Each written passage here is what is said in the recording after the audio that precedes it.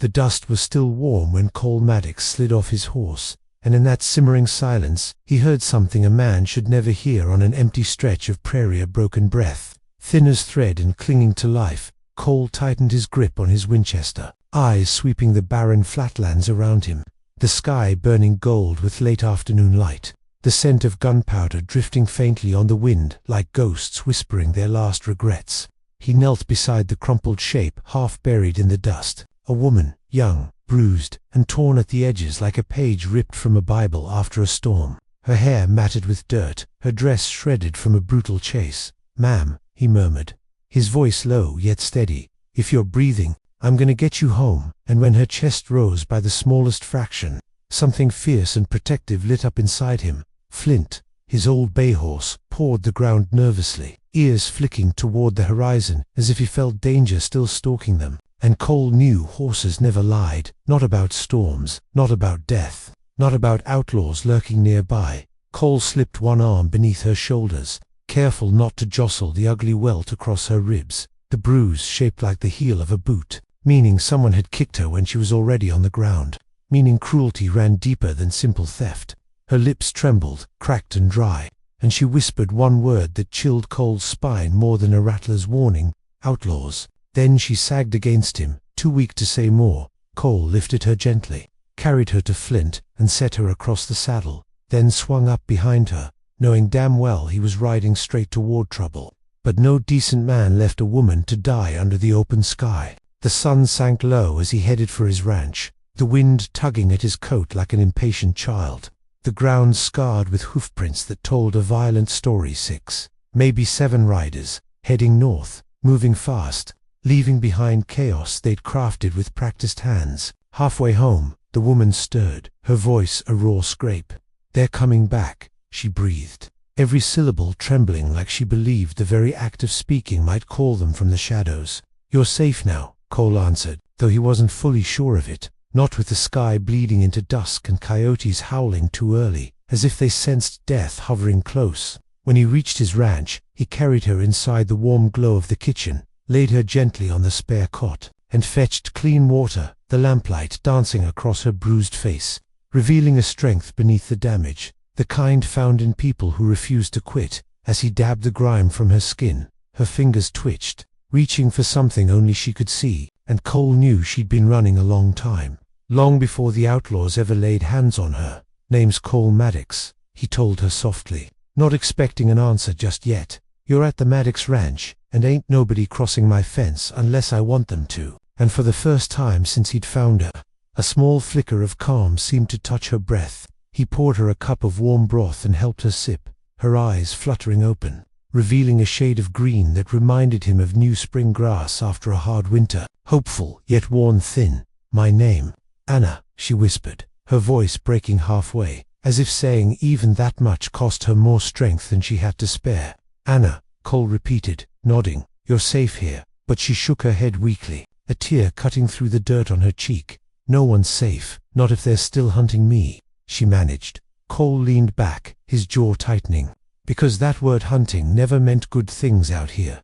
It meant men with no conscience, men who'd chase a soul across states just to claim what they believed owed. "Why are they after you?" Cole asked gently, though he was prepared for silence. But Anna surprised him, her voice trembling yet determined. "I saw something I wasn't supposed to," she said, "something they killed for." Before he could ask more, the night air shifted, a sound outside too soft for most to notice the crunch of gravel beneath careful boots, and Cole cursed under his breath, because trouble never gave a man time to breathe. He moved quietly to the window, rifle in hand, lifting the curtain just enough to see the silhouette of a rider sitting still as stone beneath the moon.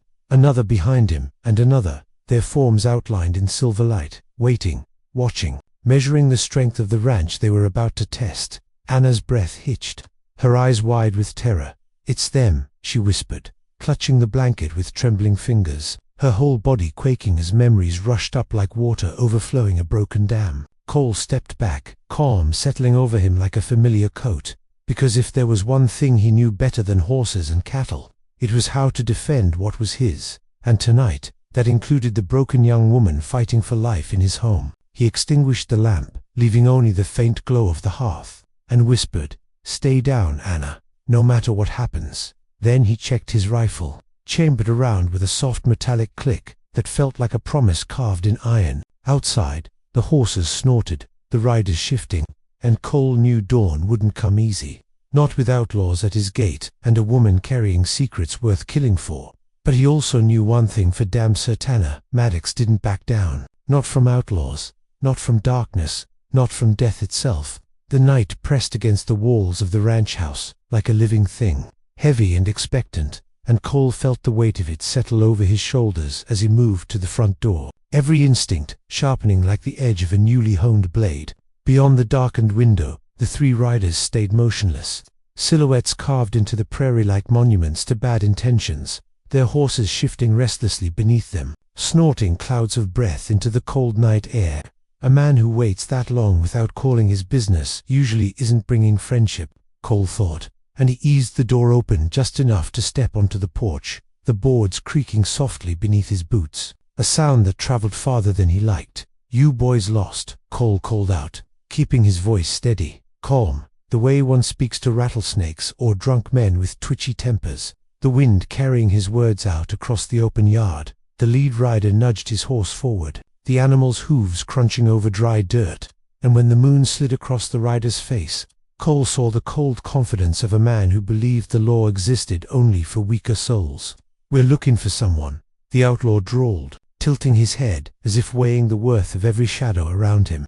"A girl who wandered off where she shouldn't have, saw things she shouldn't have, and we aimed to bring her back." Cole leaned against a porch post, casual as a man admiring the evening sky, though inside his muscles coiled tight, ready to spring. "Ain't seen anyone matching that description," he said, his words smooth, but his stance leaving no doubt he was lying on purpose. A low chuckle rolled from one of the riders, the kind that crawled like oil across the ground. "Funny thing is," the outlaw continued, "we followed her tracks straight across these fields, and they led right here." Cole didn't shift, didn't blink. "Tracks don't always tell the truth," he answered, the air tense enough to snap like brittle tinder, every second stretching thin as wire. The lead outlaw's smile didn't reach his eyes. "We can do this easy," he said, "or we can burn this place to the ground and sift her ashes out in the morning."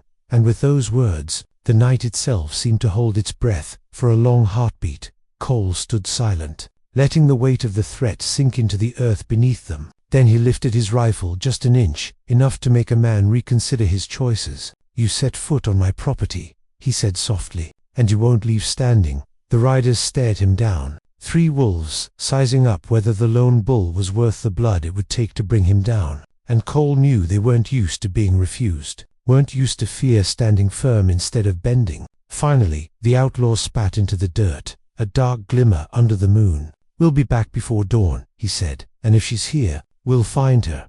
Then he turned his horse, the others following, hooves thundering across the prairie as they disappeared into the night. Cole stood for a moment, listening to the fading echoes, then slipped back inside, shutting the door with the quiet finality of a man choosing his path. Knowing there was no turning aside from the storm that was coming, Anna lay where he'd left her, eyes wide, breath trembling like a frightened bird. "They won't stop," she whispered, her voice thin. "You don't understand. They'll kill you. They killed everyone," and tears spilled down her bruised cheeks. Cole knelt beside her, brushing a strand of hair from her face, with a gentleness that surprised even him. "I ain't everyone," he said, and there was no brag in the words, just a quiet certainty carved from years of surviving what would have buried lesser men. She swallowed hard, desperate. "You don't know what they did," she said. "I was working at the Carson freight yard, cleaning offices, minding my own business, and I walked in on them in the boss's office counting stolen bonds. Government bonds, enough to buy an army." Her voice cracked, the memory cutting sharper than any knife. "I turned to run, but they saw me. They locked the door. They were going to kill me right there. But I jumped through the window, fell 2 stories, kept running until I couldn't feel my legs." Cole felt the truth of her words settle inside him like a stone, heavy and unmovable. "So they hunted you," he said quietly, and Anna nodded, each movement slow as if weighed down by the shadows clinging to her. "I've been running for 3 days," she whispered. "No water, no food, just fear. And they kept coming. like wolves who smelled blood, her voice fading as exhaustion tugged her downward again. "Get some rest," Cole said softly, rising to his feet. "They ain't getting you tonight," and he moved through the house, fastening shutters, checking ammunition, loading spare cartridges into his belt, preparing himself for the siege he knew was coming. Hours slipped by in a slow crawl, the fire dimming to embers,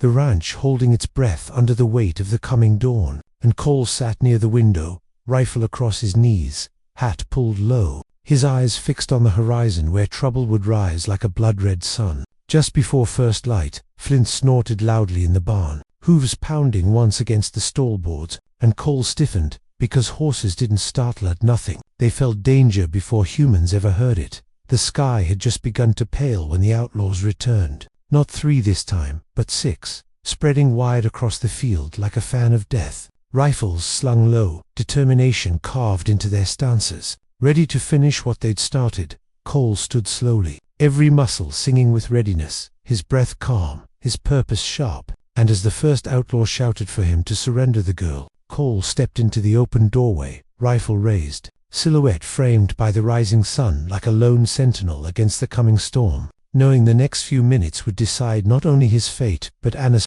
and he had no intention of letting the dust claim her life the way others had tried to.